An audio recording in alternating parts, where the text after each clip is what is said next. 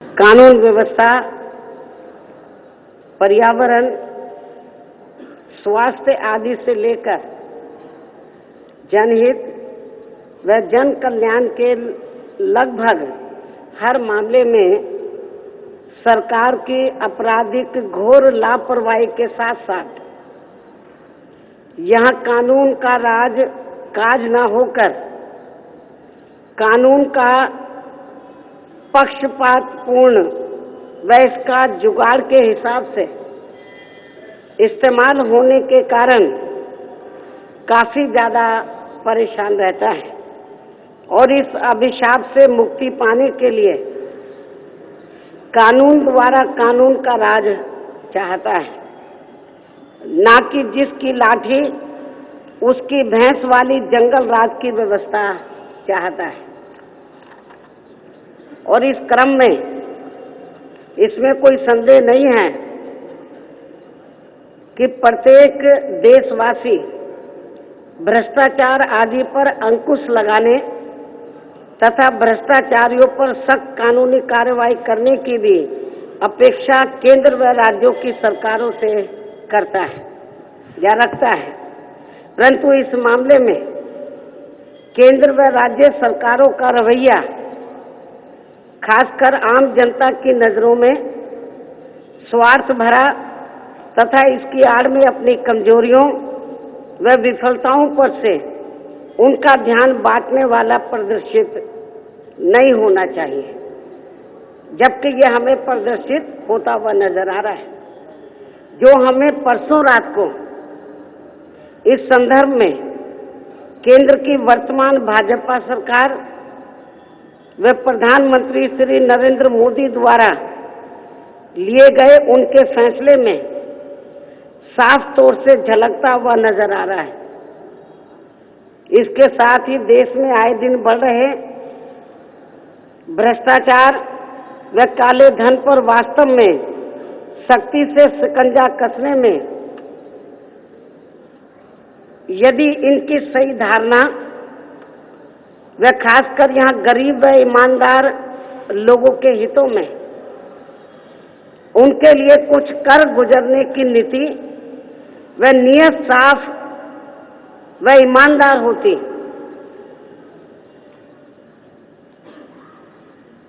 तो तब फिर इनको यहाँ अपने देश में छिपाए रखे काले धन पर अंकुश लगाने के लिए केंद्र में अपनी पूर्ण बहुमत की सरकार बनने पर इतना लंबा समय का अर्थात लगभग 2.5 वर्षों का इंतजार नहीं करना पड़ता। इससे ये साफ तौर से स्पष्ट हो जाता है कि प्रधानमंत्री श्री नरेंद्र मोदी ने केंद्र में अपनी सरकार का लगभग आधा समय पूरा होने पर भी उत्तर प्रदेश सहित पूरे देश में अभी तक भी अपने लोकसभा चुनावी वायदों का लगभग 1/4 हिस्सा कार्य भी पूरा नहीं किया। अर्थात पूरे देश में पिछली कांग्रेसी सरकार की तरह ही केंद्र की वर्तमान भाजपा सरकार में भी हर स्तर पर अभी भी देश के लोगों में जबरदस्त मायूसी छाई हुई है और खासकर यहाँ गरीबी, महंगाई व बेरोजगारी आदि भी पहले जैसी ही बनी हुई है। समाज में विशेषकर दलित, आदिवासी, पिछड़े व मुस्लिम एवं अन्य धार्मिक अल्पसंख्यक समाज के ये सभी लोग यहाँ विभिन्न स्तर पर जुर्म जाति के शिकार हो रहे हैं तथा और साथ ही हर समय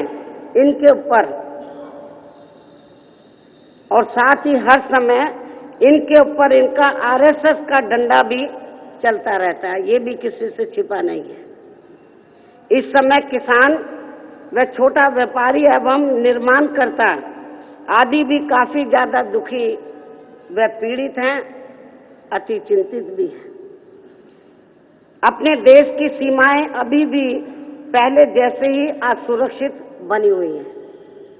सैनिक भी आए दिन यहाँ लगातार शहीद हो रहे हैं। इस प्रकार केंद्र की पिछली कांग्रेसी व वर्तमान भाजपा सरकार के भी चाल, चरित्र, चेहरा, नीति एवं नियत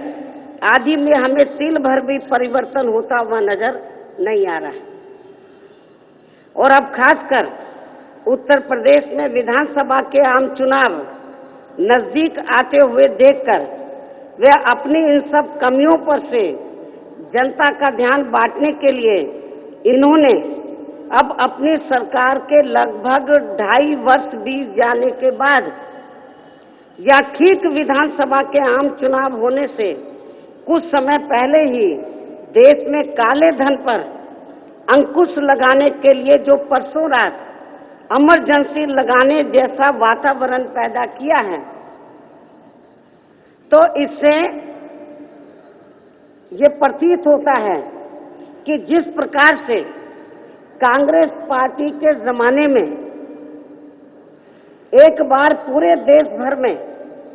राजनीतिक इमरजेंसी लगाई गई थी, तो ठीक उसी प्रकार से अब बीजेपी व श्री नरेंद्र मोदी के शासनकाल में भी अब यहाँ पूरे देश में अघोषित आर्थिक इमरजेंसी लगा दी गई है, जिससे देश में लगभग 90% लोग काफी ज्यादा दुखी हैं। आप लोग खास तौर से इलेक्ट्रॉनिक मीडिया या हमारे जो चैनल आदि दिखाने वाले भाई हैं, चाहे वो असलियत दिखाएं या ना दिखाएं, लेकिन मैं स्पष्ट तौर पर ये बताना चाहती हूँ कि जब से श्री नरेंद्र मोदी की सरकार ने अर्थात परसों से ये फैसला लिया है, तो लोगों में ये आम चर्चा है जिस प्रकार का फैसला लिया है कि बीजेपी व श्री नरेंद्र मोदी की सरकार ने अपने 2.5 वर्षों के शासनकाल में अपना सारा बंदोबस्त करके, लोग तो ये भी कहते हैं, मैं नहीं कह रही, कि बड़े बड़े पूंजीपतियों, देश के बड़े बड़े पूंजीपतियों और धन्ना सेठों को बड़े पैमाने पर लाभ पहुंचाकर उनके जरिए तो भारतीय जनता पार्टी व श्री नरेंद्र मोदी आदि इन लोगों का तो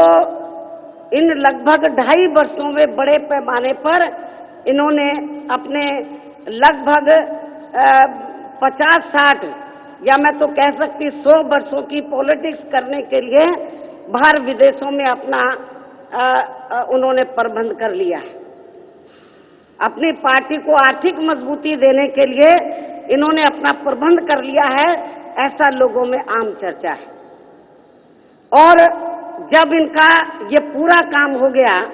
2.5 वर्षों में, तो अब इनको काले धन की याद आई है। अब इनको अपने काले धन की याद आई है। 2.5 वर्षों के अंदर, यानी कि जैसे इनकी सरकार बनी थी, तो तब इनका ध्यान इस देश में जो काला धन है उसकी तरफ क्यों नहीं गया। यानी कि इन्होंने देश में काले धन की तरफ, विदेशों से काला धन वापिस नहीं आया। और इतना ही नहीं, इन्होंने देश के बड़े बड़े पूंजीपतियों और धन्ना सेठों को, जिनके जरिए ये लोग विदेशों में अपना सब बंदोबस्त किया इन्होंने 2.5 साल के अंदर, तो लोग ये भी कहते हैं कि देश के जो ये जो बड़े बड़े पूंजीपति और जो धन्ना सेठ लोग हैं, तो इनको बड़े पैमाने पर आर्थिक लाभ पहुंचाने के लिए तो इन्होंने अपने 2.5 वर्षों के अंदर तो जो भी जनहित की योजनाएं इन्होंने शुरू की हैं, तो अप्रत्यक्ष रूप में उसका भी लाभ इन्होंने अपने कुछ चहेते बड़े बड़े पूंजीपतियों और धन्ना सेठों को पहुंचाया है। ये लोगों में आम चर्चा है। और इतना ही नहीं, जिस प्रकार से केंद्र में पूर्व की यूपीए सरकार में जो बड़े बड़े पूंजीपतियों और धन्ना सेठों का जिन्होंने सरकारी बैंकों से कर्जा लिया हुआ था उनका माफ कर दिया था, ठीक उसी प्रकार से इस सरकार के बनने के कुछ समय के बाद ही वर्तमान भाजपा की सरकार ने भी तो जो बड़े बड़े पूंजीपति हैं उनका काफी बड़ी मोटी रकम उनकी माफ की है, वर्तमान भाजपा सरकार ने भी। जबकि वही दूसरी तरफ हमारे किसान लोग जो बैंकों से बहुत कम कर्जा लेते हैं, तो छोटे छोटे उनकी धनराशि के लिए भी तो बैंकों में तो सरकार की ओर से उनके ऊपर इतना दबाव बनाया जाता है कि वो अपनी आत्महत्या करने के लिए भी मजबूर हो जाते हैं। किसानों की तरफ इनका ध्यान नहीं गया वर्तमान भाजपा सरकार का, लेकिन बड़े बड़े पूंजीपति और धन्ना सेठों की तरफ गया। तो इसलिए तो लोग ये भी कहते हैं, लोग जो कह रहे हैं कि 2.5 वर्षों में इन्होंने देश के बड़े बड़े पूंजीपतियों और धन्ना सेठों को इस्तेमाल करके इन्होंने अपना विदेशों में तो अगले 100 साल की राजनीति के लिए अपनी पार्टी को आर्थिक मामले में वो टूटे ना भारतीय जनता पार्टी, तो इन्होंने विदेशों में इनके जरिए अपना पूरा बंदोबस्त कर लिया है। ये आम चर्चा मैं नहीं कह रही हूँ, ये आम चर्चा है। तो इसलिए इसके साथ ही और इतना ही नहीं, जब इन्होंने परसों ये फैसला लिया, कभी भारतीय जनता पार्टी श्री नरेंद्र मोदी ने ये देखा? वो जरूर कहते हैं कि मैं गरीब परिवार से ताल्लुक रखता था, चाय बेचने वाला था, चाय बेचते बेचते मैं प्रधानमंत्री बन गया, पहले मुख्यमंत्री बन गया, ये बात जरूर कहते हैं। लेकिन जो सही मायने में गरीब लोग हैं, जो झुग्गी झोपड़ियों में रहते हैं, कच्चे मिट्टी के मकान में रहते हैं, कभी उनके दुख तकलीफ को समझा इन्होंने? आज वो अपने आप को कहते हैं कि मैं बैकवर्ड क्लास का आदमी हूँ। शायद आप लोगों को मालूम नहीं है, ये मूल रूप से श्री नरेंद्र मोदी बैकवर्ड क्लास के आदमी नहीं है, इनकी जाति अपर कास्ट में आती थी। लेकिन जब श्री नरेंद्र मोदी गुजरात के मुख्यमंत्री बने तो इन्होंने बैकवर्ड क्लास का फायदा लेने के लिए और बैकवर्ड क्लास के अधिकारों की कटौती करने के लिए अपने समाज को इन्होंने अपनी बिरादरी को ओबीसी में शामिल कर लिया। ये श्री नरेंद्र मोदी अपर कास्ट समाज से ताल्लुक रखते हैं, लेकिन राजनीति करने के लिए, अपने समाज को फायदा पहुंचाने के लिए तो इन्होंने ये ढोंग रचा है, ये भी किसी से छिपा नहीं है। और जब इन्होंने परसों ये फैसला लिया, इतना बड़ा फैसला लिया, तो कभी सोचा कि जो गरीब और मजदूर लोग हैं उनका क्या होगा? मैं आपको ये बताना चाहती हूँ, हमारी पार्टी के लोगों ने बताया कि जब ये फैसला लिया तो जो देहातों में लोग रहते हैं, जो लोग गरीब और मजदूर लोग हैं, तो वो लोग रोजाना मेहनत मजदूरी करके अपना पेट पालन करते हैं, उसमें से अपने बच्चों की ब्याह शादी के लिए जो थोड़ा घना वो पैसा बचाते हैं तो उनके घर में चोरी ना हो जाए, तो इसलिए वो लोग तो ये छोटे छोटे नोट नहीं रखते, इधर उधर से बड़े बड़े नोट 500 के, 1000 के, कि वो उसको सुरक्षित जगह पर, कम जगह उसके लिए चाहिएगी, उसको रखते हैं, उसको रखते हैं। उनका, उन बेचारों का ना कोई बैंक अकाउंट, कुछ नहीं होता है। तो लेकिन जब इन्होंने ये फैसला लिया, कभी सोचा कि उनका क्या होगा? जब ये फैसला लिया, गांवों में, देहातों में जो गरीब लोग हैं, मजदूर लोग हैं, तो जो 500, 1000 रुपए जिन्होंने अपने बच्चों के भविष्य के लिए छिपा के रखा हुआ था, उनका हाल क्या हुआ होगा, ये सोचा। और इतना ही नहीं, ये कहते हैं कि हमने ये अघोषित आर्थिक इमरजेंसी हमने लागू करके हमने बहुत बड़ा काम कर लिया है, हमने पूरे देश में काले धन के ऊपर बहुत बड़ा तकड़ा फैसला लिया है। मैं आपको ये बताना चाहती हूँ कि जो इन्होंने फैसला लिया, उसी दिन से काला बाजारी बड़े पैमाने पर शुरू हुई है। 500 और 1000 का नोट तो इन्होंने बोल दिया, बंद कर दिया है, लेकिन उन्होंने कुछ घंटों के लिए तो पेट्रोल पंप पर कहा कि भाई आप लोग डीजल पेट्रोल डला सकते हैं। तो जो लोग डीजल और पेट्रोल डलाने के लिए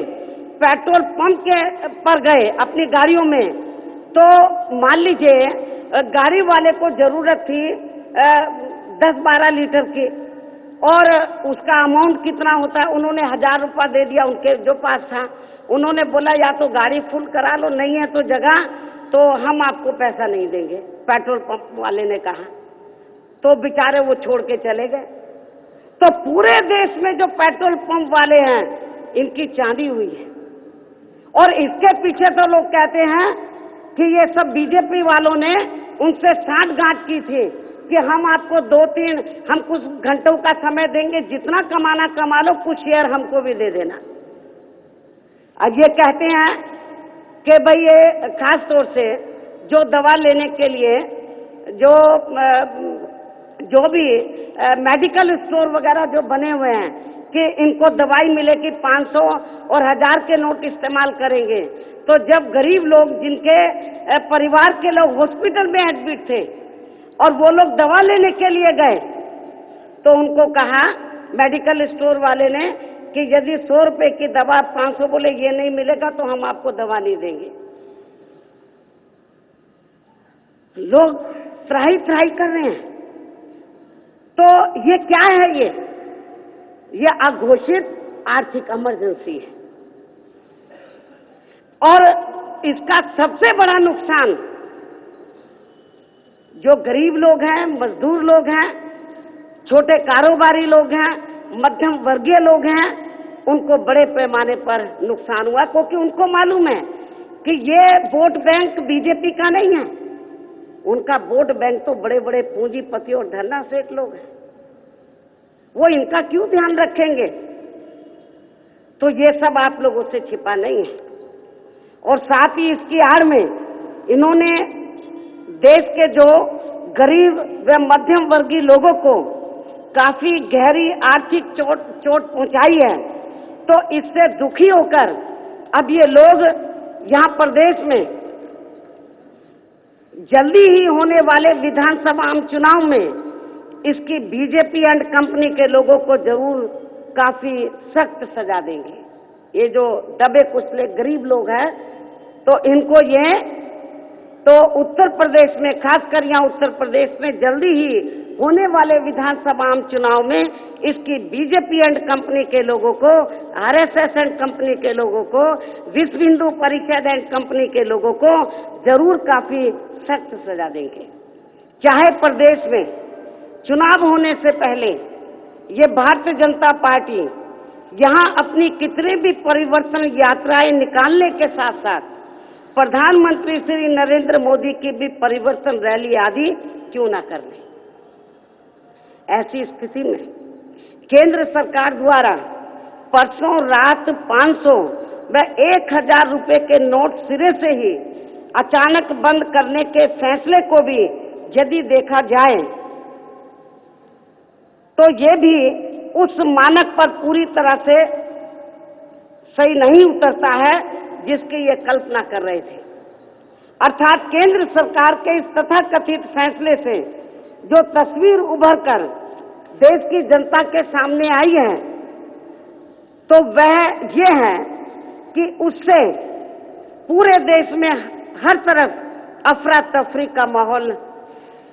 व्याप्त है, हर तरफ हाहाकार मच गया है, क्योंकि उससे आम जनता का दैनिक जनजीवन काफी ज्यादा प्रभावित हुआ है। हर आदमी इससे उलझ गया है। प्रधानमंत्री के इस प्रकार के फैसले से